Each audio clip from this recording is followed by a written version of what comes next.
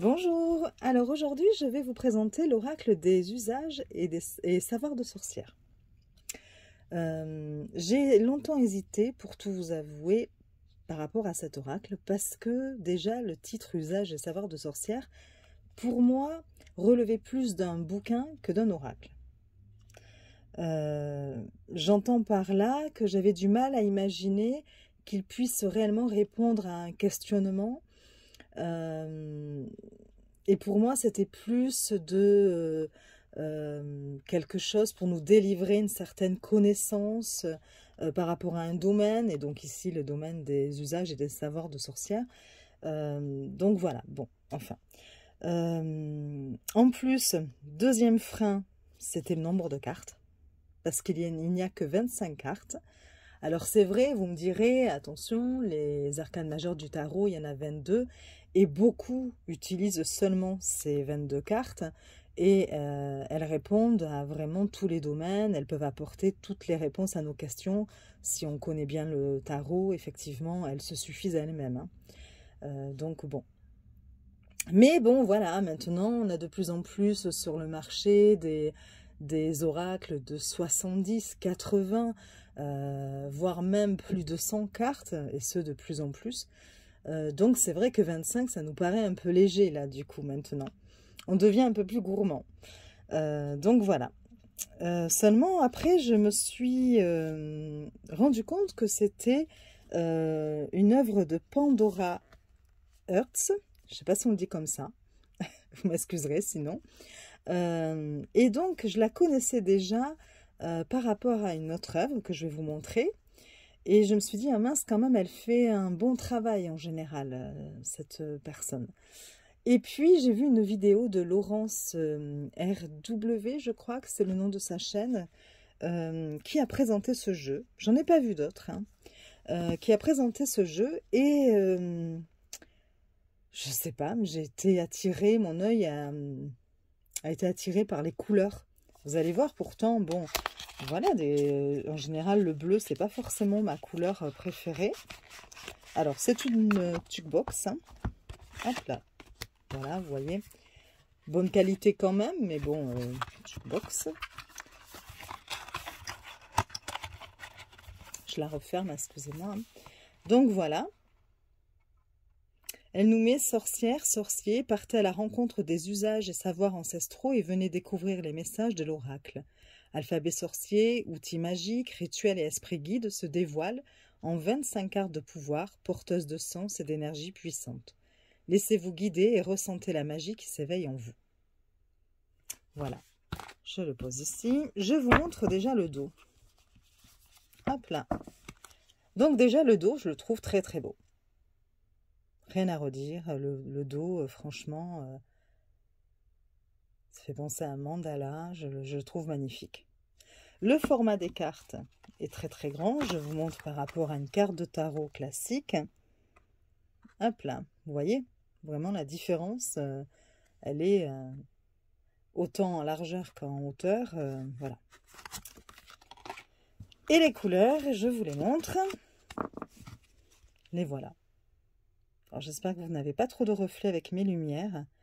Mais voilà, c'est une majorité de bleu et de doré, avec quelques touches de blanc. Mais voilà, enfin, qui aurait pu penser à associer la couleur du bleu et du doré? Je ne suis pas sûre que comme ça, de prime abord, je me serais dit, ah voilà deux couleurs qui vont très bien ensemble. Et pourtant, je trouve que ça le fait. Hein. Ça le fait, c'est lumineux. Il y a quelque chose presque, je trouve, de magique. Et donc, du coup, je me suis dit, ben, après tout, pourquoi ne pas prendre le risque de prendre cet oracle? De toute façon, voilà, c'est un petit prix, hein, parce que je crois que c'est entre 15 et 17 euros, je ne sais plus exactement. Et puis, dans le pire des cas, si jamais il ne me convient pas, je pourrais toujours m'en servir sur mon autel, voilà. Mettre quelques cartes comme ça, de ci, de là, je trouve que c'est très joli. Ou encore pour faire du journaling, voilà. Et Laurence a alors lu une carte. Et là, hop, je suis de nouveau scotchée parce que ben, j'ai trouvé les interprétations super bien faites. bien construite, avec un sens à l'endroit, à l'envers, des mots-clés, et vraiment avec comment dire, une portée divinatoire. Donc je me suis dit, ah ben si, finalement, ça, enfin, comment vous dire, j'en bafouille, mais je ne sais pas comment expliquer ma pensée, mais oui, en partant d'outils, du coup, d'outils et d'usage, enfin de sorcières, Pandora a réussi à leur donner un sens divinatoire. Voilà, plus exactement, je suis désolée. Hein. Donc voilà, je vais quand même vous montrer l'œuvre qui fait que je connais déjà cette auteure, autrice, hein, comme vous préférez. Je pense que, enfin, il y en a beaucoup d'entre vous qui vont déjà la connaître.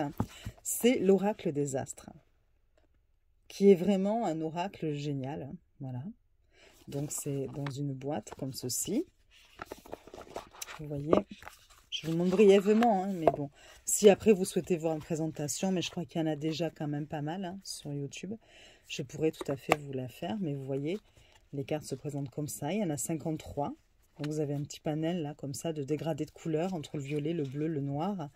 Vous avez des cartes de saison, vous avez des cartes de signes astrologiques, vous avez des cartes ensuite de planètes, vous avez des cartes comportant juste des messages. Vous voyez l'ancêtre, le trou noir, la foudre, Chronos, la naissance, la solitude, la faille, voilà.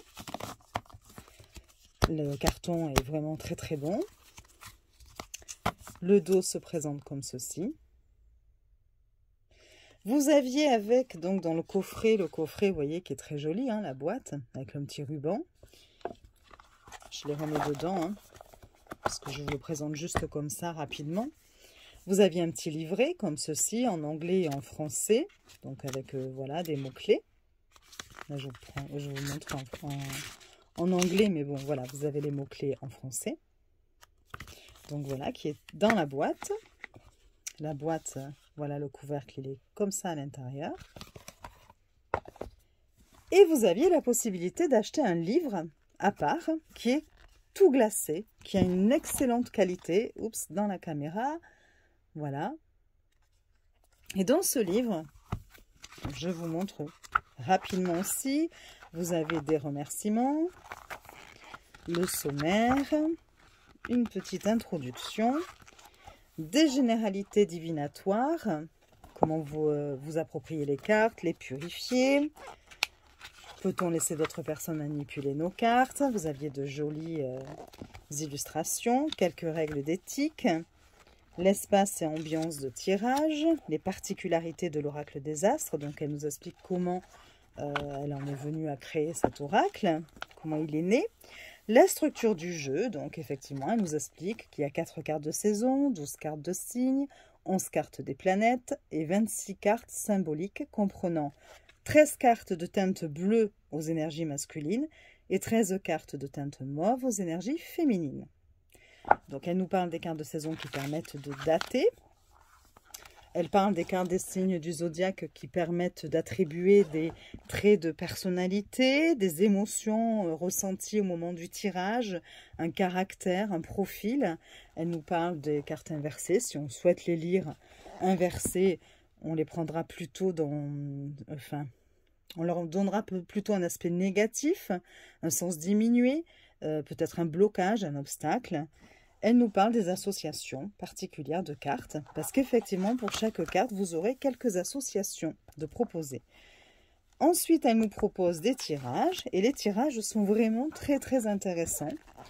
Vous avez le tirage du cycle lunaire, qui permet de faire un point sur ce que l'on souhaite entreprendre pour l'évolution personnelle, émotionnelle ou spirituelle. Vous avez ensuite le tirage du temps circulaire, lorsqu'on est indécis, qu'on a une décision à prendre. Donc voilà, elle explique tout, hein, les positions, tout ça. Vous en avez un autre, c'est le tirage des 12 maisons. Donc là, on va pouvoir prédire les principaux événements qui vont se produire dans chacun des domaines de la vie du consultant. Donc pareil, vous avez ensuite l'explication de chaque position. Le tirage planète spirituelle. C'est si le consultant désire savoir sur quel don spirituel il doit concentrer son étude. Voilà. Et enfin, on passe à la signification des cartes. Et donc, pour la signification des cartes, donc à chaque fois, elle nous donne la... Comment mince, ça y est, je bug. La catégorie. Voilà, donc d'abord un dessin. Et là, on commence par les saisons. Voilà, donc elle nous présente les cartes des saisons. Donc, vous avez à chaque fois un petit résumé. Et là, les associations particulières lors du tirage. Ça, c'est pour les cartes de saison. On attaque ensuite les signes d'eau. Donc voilà, les amis, vous avez les signes d'eau, les signes d'air, voilà. Et donc pareil, hein, vous avez un petit paragraphe, des associations de proposer. Donc c'est comme ça pour tous les signes. Vous passez après aux planètes. Donc par exemple, pour la Lune, vous avez des mots-clés, vous avez un petit résumé. Donc, elle vous parle du plan. En plus, voilà, elle aborde tous les plans. Sur le plan affectif, sur le plan matériel, sur le plan spirituel, sur le plan de la santé. Et ensuite, des associations. Voilà, et vous voyez, c'est comme ça pour toutes les cartes. Donc, c'est plutôt vraiment très, très bien fait. Il y a eu vraiment beaucoup de travail. Sur des feuilles glacées, c'est super agréable à toucher. À la fin, vous avez une petite photo d'un petit minou, voilà, qui est très mignon, et une conclusion. Oups, voilà, dans la caméra encore. Et puis, vous allez avoir ensuite à la fin les oracles du même éditeur. Voilà, l'oracle lumière, qui est très très bien aussi, et l'oracle des haïkus, je sais plus. Voilà, donc c'était juste pour vous dire quelques mots sur cette œuvre-là de Pandora, qui était plutôt, enfin qui est plutôt d'ailleurs, hein, plutôt très très bien. Donc du coup, quelque part, ça venait jouer encore dans ma décision de prendre ce jeu. Le jeu Oracle des usages et savoirs de sorcière. Donc je vous présente le livre qu'il y a avec. Vous avez un livre de la même dimension des cartes à peu près, je crois. Ouais, c'est ça, exactement la même dimension. Qui est tout en couleurs, toujours les mêmes couleurs, hein, le bleu, le doré, le blanc. Elle nous met au tout début l'oraison de la sorcière. Donc c'est une clé ésotérique qui va nous permettre de canaliser notre pouvoir personnel de sorcière devineresse. Elle nous dit qu'elle peut être prononcée pendant nos rituels ou avant nos séances de divination selon notre bon plaisir. Si son emploi n'est pas une nécessité, il est toutefois un véritable atout qui offre une couverture du champ de vos perceptions. Une ouverture, pas une couverture. Donc voilà, elle nous explique que dans cette ode, il y a 7 strophes, 4 vers, 11 pieds. C'est pas une ode d'ailleurs, c'est une oraison. Donc voilà, et puis elle nous explique allumer une bougie, fermer les yeux, et puis voilà, elle nous explique comment s'en servir. Ensuite, elle nous parle de l'oracle, elle nous propose de consacrer nos cartes, elle nous parle de l'espace de tirage, elle nous parle des cartes renversées, elle nous dit quelques mots sur l'attitude neutre que nous devons avoir lorsque l'on fait un tirage, et elle nous propose des tirages. Et les tirages sont plutôt originaux et intéressants. Donc, par exemple, pour le premier, alors vous m'excuserez déjà d'avance pour la prononciation, vous avez le Sefer HaRazim, qui est parfois appelé le livre des amulettes. Donc, elle nous dit quelques mots sur l'origine de ce tirage, et elle nous explique que celui-ci sera plutôt utilisé pour des questionnements d'ordre relationnel et ou sentimental. Que vous soyez en couple ou non, il exige des actions pour développer ou démarrer une relation. Donc voilà, elle nous explique la position de chaque carte. Vous avez après un deuxième tirage qui sera plutôt sur des questionnements cherchant à définir les événements forts qui surviendront dans la semaine à venir. Donc là, vous avez 7 cartes. C'est une carte par jour de la semaine. Voilà, elle nous explique un petit peu tout. Vous avez le Picatrix, qui est parfois appelé le but du sage. Et donc là, pareil, elle nous explique que ça convient à des questionnements autour d'objectifs ou de problématiques clairement définies, qui exigent des actions pour affronter ou contourner les obstacles. Donc, il va nous permettre de définir les comportements ou les actions à entreprendre pour accéder à la solution ou à la réponse désirée. Voilà, vous avez le schéma ici avec l'explication des positions. Vous avez le Liber Juratus. Voilà, avec le schéma qui nous permet d'avoir une vue d'ensemble sur les actions à entreprendre pour obtenir une solution. Donc voilà, bon. Et puis on passe aux cartes. Et donc pour chaque carte, vous voyez, on commence avec l'alphabet sorcier. Vous avez l'illustration. Vous avez une petite introduction, une petite présentation, une petite définition aussi de ce qu'est ici l'alphabet sorcier. Et puis elle va nous parler de la signification de la carte à l'endroit d'abord et renversé. Et vous avez en bas des mots-clés. Donc ici, par exemple, c'est la communication, le discours, les échanges, le dialogue, l'expression, la verbalisation, parole et transmission. Mais je vous lirai une carte après à la fin pour que vous puissiez quand même voir que les textes sont très très bien faits et très intéressants. Et voilà. Et vous avez ça pour toutes les cartes, évidemment. Vous voyez? Donc voilà.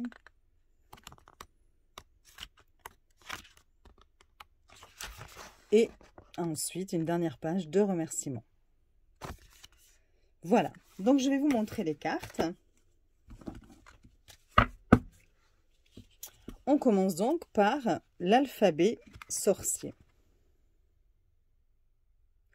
On a vu la communication, les discours. Voilà.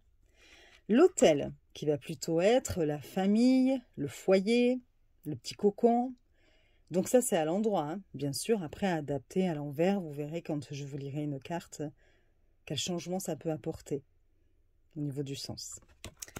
Le balai, qui va être plutôt les voyages, les déplacements. Les chakras, qui concernera plutôt, alors cette carte, elle concernera plutôt la santé, le bien-être. Le chaudron, qui est la prospérité,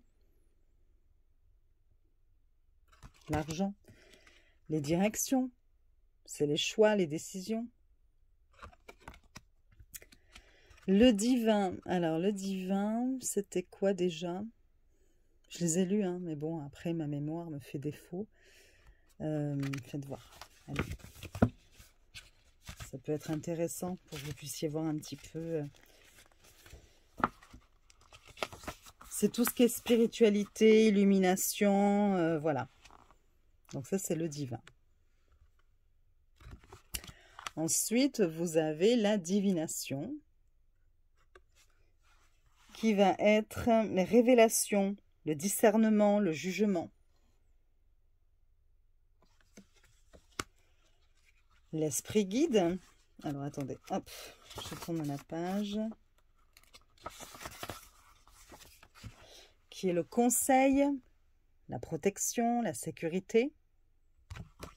Le familier qui est l'ami, le soutien, l'aide. Le grimoire qui va être plutôt l'apprentissage, les études, le savoir, les connaissances.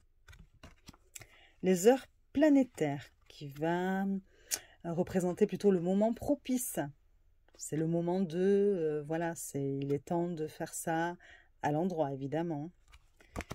Le jardin, l'abondance, la luxe, mince.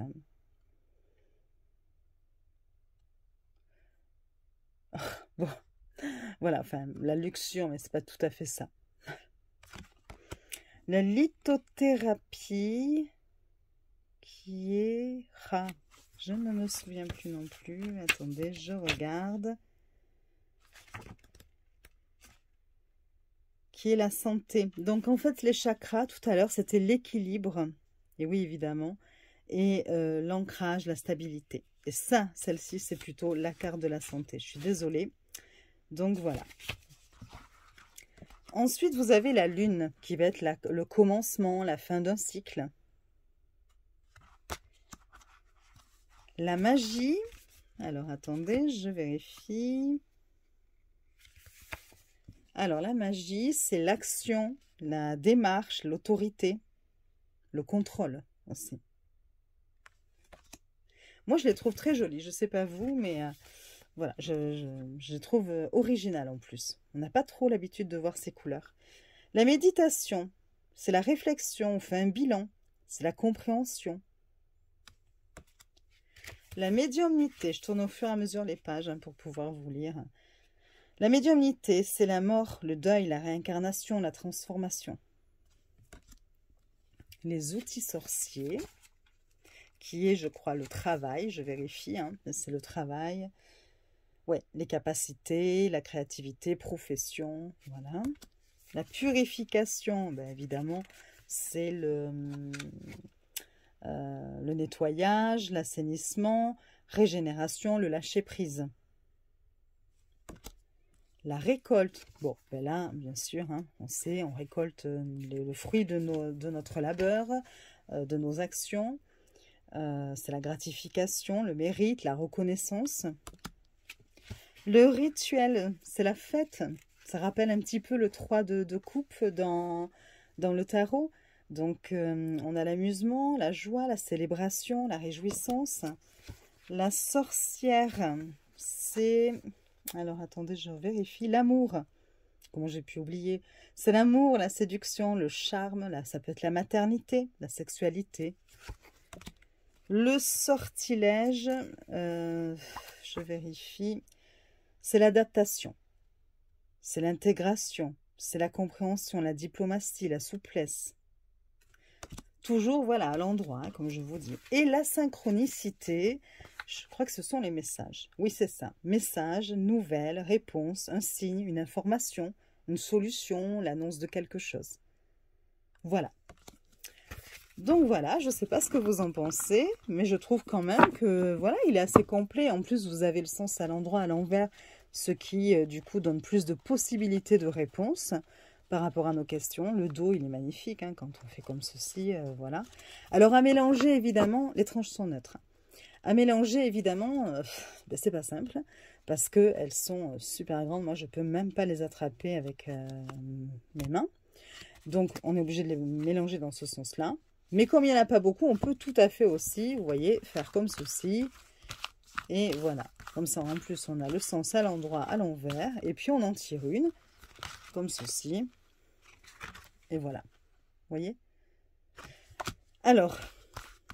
je vous en choisis une autre parce qu'il me semble que Laurence, c'est le jardin qu'elle a lu. Donc, ce serait quand même dommage si vous venez à voir aussi sa vidéo et la mienne.